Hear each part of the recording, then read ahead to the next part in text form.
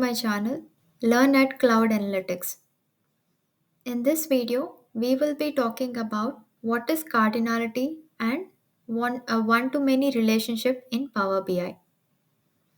So cardinality is a mathematical term which would translate it into the number of elements in a set. So cardinality refers to the relationship between the data in two database tables. Therefore, cardinality would allow us to define how many instances of one entity are related to instances of another entity.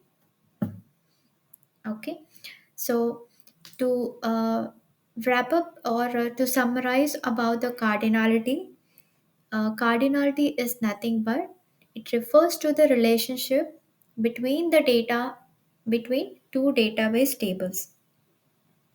So here I have taken an example of a doctor and a patient related information which has been stored in two separate tables.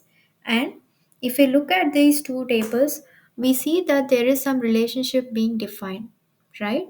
So, how do we identify what relationship needs to be defined between these two tables? And that's where the cardinality would play a major role. So, now let's try to understand this particular example here. So here we know that we have some doctor related information in the first table and the patient's records being stored in the other table. Now, a doctor can have one or more patients on a given day. Therefore, the relationship between the doctor and the patient entity is one to many relationship. Okay. So, for example, every patient would have to be associated with exactly one diagnosis. So, the relationship between the patient and the diagnosis would be a one to one relationship. So, in this way, we would have to be able to add as many questions as we can between or to define the relationship between the two tables on which we are trying to establish the relationship. So, in that way, we will be able to understand what is the cardinality that needs to be used between those two tables. Okay, so for example, I could ask a question like, can a doctor have multiple patients? Right? And or probably, can a patient have multiple doctors?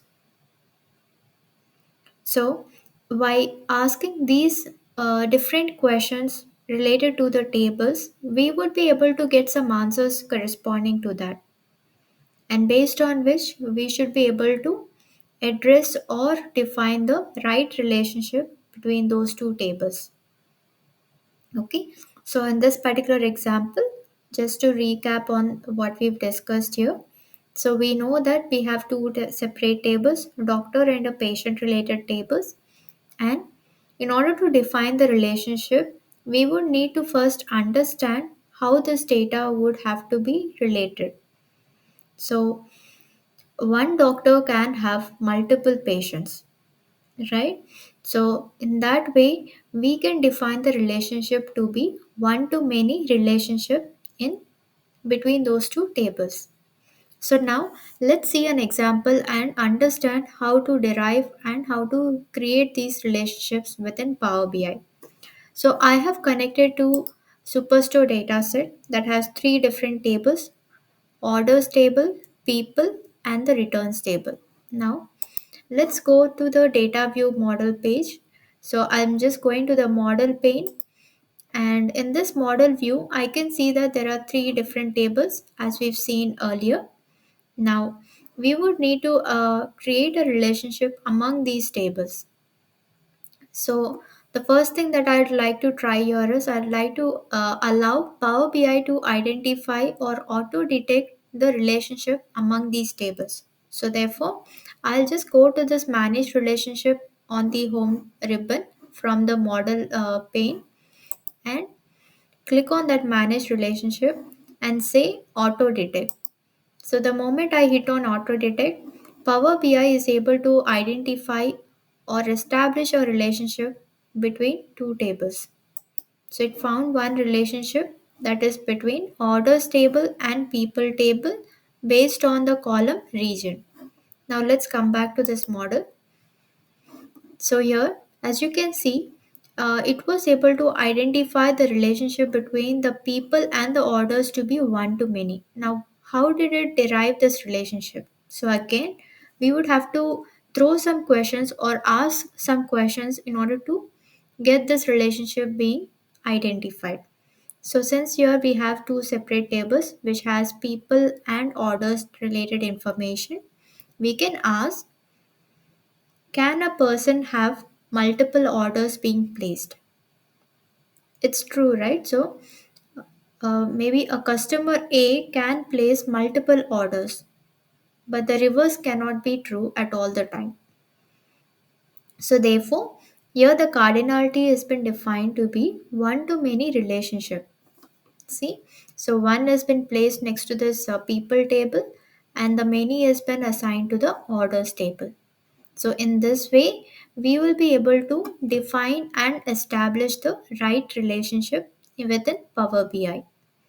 Now let's come back to this report view and try to build a basic report and see.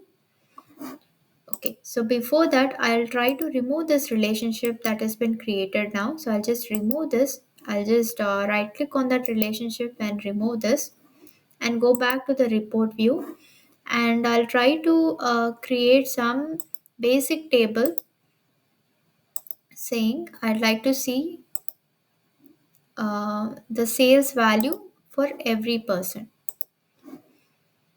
Okay, so if you notice here, I'll try to expand this, like I'll try to increase that.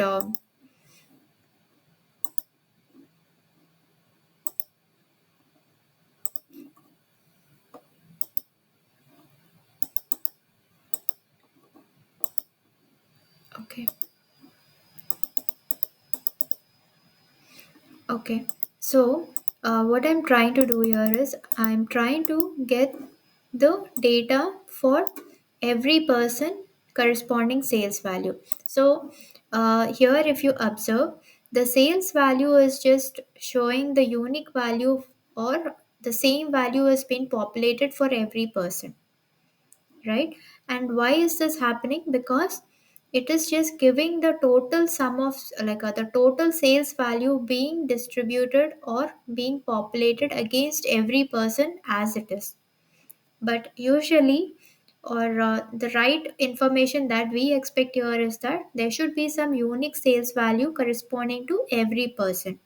So now, due to the fact that we have not defined the relationship between those two tables, which is the person table, people table, and the other one is the orders table, Power BI is not able to identify how these two tables are associated to each other, and therefore it is just displaying the total sales value regardless of the other dimension that we've used here.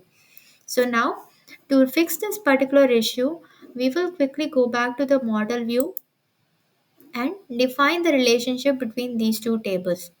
So we know that based on the region column, we can define this. So I'll just drag and drop this region onto the other region column in the second table, and Power BI would create this relationship automatically. Now I'll go back to this report view, and if you observe, the sales values are now been correctly updated. So this is why exactly we say relationships are quite important, and it's also uh, relevant that we should be focusing on what kind of a cardinality is well fitted within that particular relationship. Okay, so we'll also quickly see another uh, use case within Power BI. So if you observe here, we have a relationship being defined between people and orders table. However, there is no relationship being identified between returns and orders, or probably people.